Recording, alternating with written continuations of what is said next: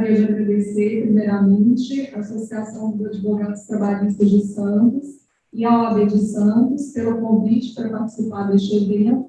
Parabenizo aos advogados e advogadas aqui presentes e também à associação pelo seu aniversário, pelos seus 45 anos. Eu agradeço em especial à professora Adriana Calvo, que organizou esse evento, e com quem eu tenho o grande prazer de dividir aulas na Mackenzie, na pós-Lato Sensu. Cumprimento a professora Patrícia pela excelente palestra, também o professor Leone Pereira, que nos antecedeu aqui neste painel, também uma excelente fala. O objetivo da minha apresentação vai ser um enfoque na questão da pejotização na visão de recentes decisões do Supremo Tribunal Federal em sede de reclamações constitucionais. As falas que me antecederam, do professor Leone e da professora Patrícia, muito facilitam a minha tarefa. Como bem colocado na primeira exposição do professor Leone, até a aprovação da reforma trabalhista de 2017, nós tínhamos um entendimento firmado na súmula 331 do TST, que era um entendimento majoritário da jurisprudência trabalhista, no sentido de que a terceirização ela poderia ocorrer apenas nas atividades meio das empresas, não nas atividades finalísticas. E mesmo nas atividades meio, a licitude da terceirização era condicionada à ausência de pessoalidade e subordinação do trabalhador terceirizado em relação à tomadora de serviços. Com a aprovação da reforma trabalhista de 2017, nós tivemos, além de alterações na própria CLT, em mais de 100 artigos da CLT, nós tivemos alterações na Lei 6.019 de 74, que até então tratava apenas do trabalho temporário e passou a regular a terceirização de uma forma geral no direito brasileiro. E a Lei 6.019 de 74, com essa alteração da reforma trabalhista de 2017, passou a permitir a terceirização de quaisquer atividades da empresa, sejam atividades meio, sejam atividades fim. Porém, essa mesma Lei 6.019 de 74, ao mesmo tempo que permite que as empresas terceirizem suas atividades finalistas, ela traz uma série de requisitos que devem ser necessariamente observados para que a terceirização seja válida. Ou seja, esses requisitos, se eles não se fizerem presentes, deve ser declarada a nulidade do contrato de prestação de serviços, a terceirização ela não é válida. Esses requisitos, eles são postos principalmente pelos artigos 4A, 4B, 5A e 5B da Lei 6.019 de 74. Aqui eu trouxe para vocês uma síntese dos elementos da prestação de serviço a terceiros, ou seja, dos requisitos necessários para que a terceirização seja válida. Então, deve haver uma transferência da execução das atividades, ou seja, a tomadora de serviço deve, de fato, transferir as atividades para a prestadora de serviços, que deve executar essas atividades com autonomia, e a prestadora de serviços também deve possuir capacidade econômica. E, entrando na jurisprudência do STF, o que nós temos? Ao julgar a ADPF 324, no recurso extraordinário 958-252, o Supremo Tribunal Federal firmou o entendimento de que a terceirização de atividades finalísticas, inclusive, é válida. Porém, nós precisamos destacar que na própria emenda do acordo do STF veio ressalvada a questão do caráter fraudulento, ou seja, o STF, no julgamento da ADPF 324, do recurso extraordinário 958-252, ele disse que a terceirização ela é válida desde que não haja fraude, ou seja, desde que, no caso concreto, sejam observados todos os requisitos para a validade dessa terceirização e que não haja a presença dos requisitos da relação de emprego do trabalhador terceirizado em relação à tomadora de serviços. Esse material depois vai ser disponibilizado para vocês, mas há vários trechos do voto do ministro Alexandre de Moraes em que é feita a distinção entre terceirização válida, verdadeira, genuína e intermediação ilícita de mão de obra. Ou seja, se na situação concreta os requisitos da terceirização não se fazem presentes, e se na situação concreta se visualizam os elementos da relação de emprego do trabalhador terceirizado em relação à tomadora de serviços, o que nós temos não é terceirização, é intermediação ilícita de mão de obra. Isso consta expressamente na ementa desse julgamento do STF e também em diversos trechos de votos, em especial no voto do ministro Alexandre de Moraes. Pode passar, por favor. Pode passar. Pode passar. Também. Aqui eu trouxe para vocês alguns acordos do TST em que é feita a distinção, ou seja, em que o TST ele diz o seguinte: olha, o Supremo Tribunal Federal ele diz que a terceirização ela pode abranger atividades finalísticas das empresas. Porém, se no caso concreto se visualizam elementos de fraude, ou seja, se há subordinação do trabalhador terceirizado à tomadora de serviço, se há pessoalidade desse trabalhador terceirizado em relação à tomadora de serviços, essa fraude deve ser reconhecida, porque, como bem colocou a doutora Patrícia, a CLT permanece vigente e pelos artigos 2º, 3º e 9º da CLT, se no caso concreto os elementos, os requisitos da relação de emprego se fazem presentes, essa relação deve ser reconhecida e deve ser declarada a nulidade daquele contrato de prestação de serviços a terceiros. Então, há vários acórdons do TST, eu destaquei algum aqui da primeira turma, relator ministro Hugo Scheuchmann. Pode passar, por favor. Um acórdão da segunda turma, relator ministro Freire Pimenta, que faz esse distinguish, dizendo exatamente que o decidido pelo STF da possibilidade de terceirização das atividades, sim. Porém, foi ressalvado que na hipótese de fraude, a terceirização deve ser considerada nula e deve ser reconhecido o vínculo empregatício do trabalhador terceirizado em relação ao tomador de serviços. E esse entendimento do STF constou também no julgamento da ADI 5625, relativo à lei do salão parceiro. Ou seja, o STF diz o seguinte: em princípio, esse contrato, da lei do salão parceiro é válido. O caso, por exemplo, de contratação de profissionais no salão de beleza, no salão de beleza, cumpridas as formalidades da lei, em princípio, a contratação é válida. Porém, se no caso concreto, se estiverem presentes os elementos da relação de emprego desses profissionais com salões de beleza, deve ser declarada a nulidade dessa contratação e reconhecido o vínculo de emprego. E aqui a gente entra nas decisões do STF em sede de reclamação. Pode passar, por favor.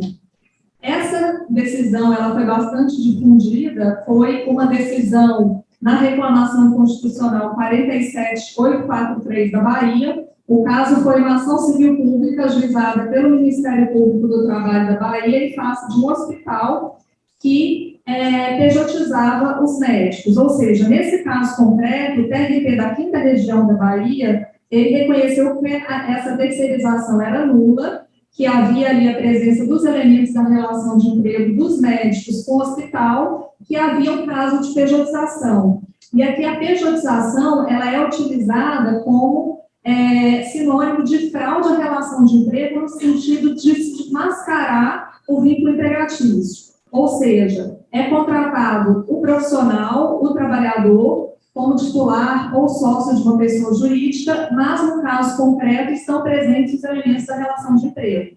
Então, essa contratação é nula e esse vínculo empregatício deve ser reconhecido.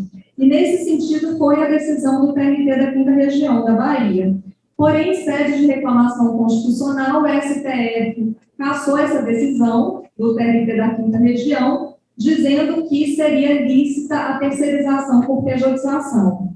Nesse caso, ficaram vencidas as ministras Carmen Lúcia e Rosa Weber, que, no meu entendimento, expuseram muito bem essa distinção, ou seja, os votos vencidos da ministra Carmen Lúcia Rosa Weber, neles consta que o que o STF decidiu no tema de repercussão geral 725 foi que é lícita a terceirização, inclusive de atividades finalísticas da empresa. Porém, esse caso concreto específico não se enquadra na decisão do STF. E por que não se enquadra? Porque havia fraude. No caso concreto, não se tratava apenas de terceirização de atividades finalísticas. Foi comprovado, nessa ação civil pública, de que havia a presença dos requisitos da relação de emprego desses médicos com o hospital, com a tomadora de serviços. Então, nesse caso, deve ser declarada a nulidade dessa contratação e reconhecido o vínculo de emprego desses trabalhadores com o hospital. Então, a meu ver, os votos vencidos das ministras Carmen Lúcia e Rosa Weber trazem o entendimento correto. Ou seja, elas disseram que esse caso específico não se enquadrava na ratio decidente do STF. Elas fizeram o distinguishing, ou seja, o STF decidiu que se pode terceirizar atividades fins das empresas. Porém, nessa situação específica aqui, o que foi reconhecido foi a fraude. Foi reconhecido que havia os elementos da relação de emprego dos médicos em relação ao hospital tomador de serviço. Portanto, o TRT5 não teria descumprido a decisão do STF no julgamento que deu origem ao tema 725 de repercussão geral. E, no outro caso, aqui eu trouxe os votos, né, da ministra Carmen Lúcia, da ministra Rosa Weber também, pode passar, por favor. Um outro caso interessante, também envolvendo médicos, que chegou ao STF em reclamação constitucional, foi esse caso da reclamação 53771, e aqui, novamente, a meu ver, foi feita uma confusão conceitual. Foi dito ali que era possível a pejotização e que a decisão que havia declarado a nulidade dessa pejotização teria descumprido a decisão do STF, quando, na verdade, o que nós temos aqui é que o caso concreto não se amolda ao que foi decidido pelo STF no tema 725. E, nesse caso dessa reclamação constitucional, o Procurador-Geral da República interpôs um agravo regimental, e nesse agravo regimental foi colocado pelo PGR de que não caberia reclamação constitucional, porque ainda pendente o julgamento de recurso pelo TST, e foi dito também que não há uma aderência estrita entre o acordo do TRT 17 e o julgamento do STF.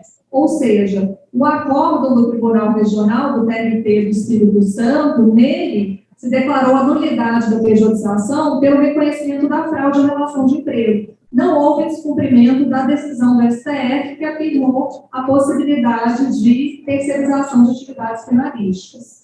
Então, nós estamos aí aguardando o julgamento desse agravo regimental do PGR pelo STF. Pode passar, por favor. E aqui, eu gostaria de finalizar minha fala com 2 pontos. O primeiro deles é que, de uma decisão do Supremo Tribunal Federal, ainda que transitada em julgado, internamente não caberiam mais recursos, porque o STF seria a última das instâncias. Porém, num caso concreto, ainda que haja uma decisão do STF transitada em julgado, se houver algum tipo de violação a uma norma da Convenção Americana de Direitos Humanos, é possível a apresentação de uma reclamação, nesse caso concreto, para a Comissão Interamericana de Direitos Humanos. A comissão vai investigar o caso, se ela concluir pela violação, faz recomendações para o Estado brasileiro. Se o Estado brasileiro não cumpre essas recomendações, a comissão apresenta o caso à Corte Interamericana, que pode vir a condenar o Estado brasileiro. E essas situações de fraude em relação de emprego, se essa fraude não for reconhecida numa decisão final transitada em julgado pelo STF, a meu ver, isso poderia ser objeto de uma denúncia perante a Comissão Interamericana de Direitos Humanos, que pode ser apresentada por qualquer pessoa física, por um sindicato, por uma associação, e qual norma da Convenção Americana estaria sendo descumprida. A meu ver, os artigos 8º e 25, que asseguram a proteção judicial, destacando que, recentemente, na opinião consultiva 27 de 2021, a Corte Interamericana, ela disse que o princípio em matéria de relações de trabalho, a realidade fática prevalece sobre o nome iuris, ou seja, deve-se aplicar o princípio da primazia da realidade sobre a forma. Então, a própria Corte Interamericana reconhece que, em temas de relações de trabalho, os fatos prevalecem sobre as formas. Isso, a meu ver, nos abre um espaço para que em um caso concreto, como esse que eu citei para vocês, né, do DRT-5, do DRT-17, mesmo que haja uma decisão final do STF transitada em julgado, se a fraude à relação de emprego não for reconhecida, isso pode vir a ser objeto de uma denúncia perante a Comissão Interamericana de Direitos Humanos. E, para finalizar, eu destaco que, como bem colocado pela doutora Patrícia, os artigos 2º, 3º e 9º da CLT continuam vigentes. Se os elementos da relação de emprego estão presentes no caso concreto, as partes não podem abrir mão dessa relação de emprego, porque são normas de ordem pública, são normas imperativas, estão envolvidos direitos que vão muito além, direitos e interesses que vão muito além daqueles das partes do contrato específico. São interesses da própria sociedade, estão ali envolvidos, né, em recolhimento de contribuições previdenciárias para a Seguridade Social, de imposto de renda, né, para a Receita Federal. Se um trabalhador se acidenta e não tem nenhuma cobertura previdenciária, porque estava numa situação de fraude à relação de emprego, é o SUS, né, custeado com os tributos da sociedade, que vai ter que acudir esse trabalhador ou trabalhadora. E eu destaco também que o direito do trabalho, ele tem um papel de regular a concorrência em 3 níveis. Entre os países, e aí ganha destaque, por exemplo, a Organização Internacional do Trabalho, garantir condições mínimas, né, condições trabalhistas mínimas nos diversos países do mundo, entre as empresas, ou seja, né, todas as empresas devem cumprir as normas trabalhistas sob pena de que aquela que não as cumpre praticar uma concorrência desleal em relação às outras, e entre os próprios trabalhadores. O trabalhador ou a trabalhadora não pode dizer, eu não quero férias, não quero intervalo, não quero descanso. Não, porque se isso fosse permitido, as empresas somente contratariam aqueles trabalhadores, né, que não descansam, que não tiram férias, ou seja, os direitos trabalhistas devem ser cumpridos por todos. Então, mesmo que as partes do contrato digam não queremos uma relação de emprego, se no caso concreto os elementos dessa relação de emprego estão presentes, ela deve ser reconhecida, porque os direitos e interesses tutelados vão muito além das partes do contrato de trabalho. Então, agradeço pela atenção, desculpa se eu extrapolei meu tempo, obrigada.